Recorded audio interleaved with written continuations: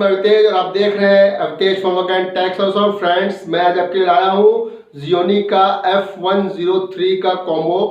उसका जो कॉम्बो है वो किस टाइप का है और उसका जो रियल कॉस्ट है वो कैसा है, चलिए मैं आपको बताता हूँ। तो देखते हैं।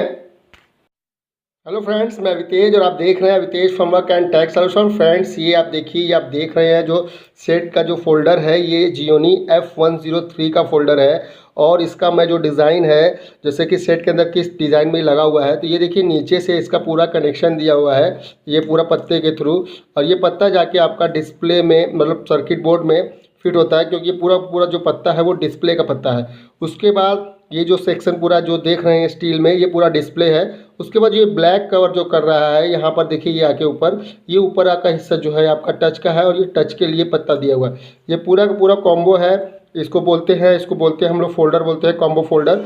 और ये देखिए पूरा आपको दिख रहा है सामने से, ये इस तरह से दिखता है जैसे सेट होता है। उसके बाद इसी में दोनों कंबाइंड है, इसको हम लोग कॉम्बो बोलते हैं, फोल्डर भी बोलते हैं।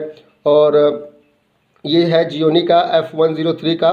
तो इसका जो रियल कॉस्ट है वो मैं आपको बता दूं, ये जो फोल्डर है ये 1100 रुपये का है। उसके बाद एक नीचे का जो फोल्डर आता है, इससे 800 रुपये का आता है।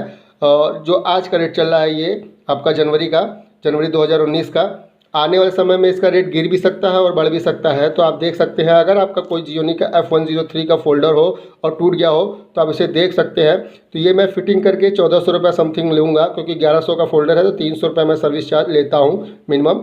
और बहुत से लोग बहुत ज़्यादा भी लेते हैं।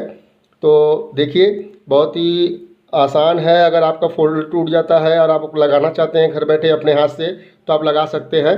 और इसका मैं लगाने का भी वीडियो भी आपको बताऊंगा। तो आप मेरे चैनल अवितेज फंवर्क&टेक सॉल्यूशन को देखिए, उसको लाइक करिए, शेयर करिए और ज़्यादा से ज़्यादा सब्सक्राइब करिए। तो धन्यवाद दोस्तों, थैंक यू।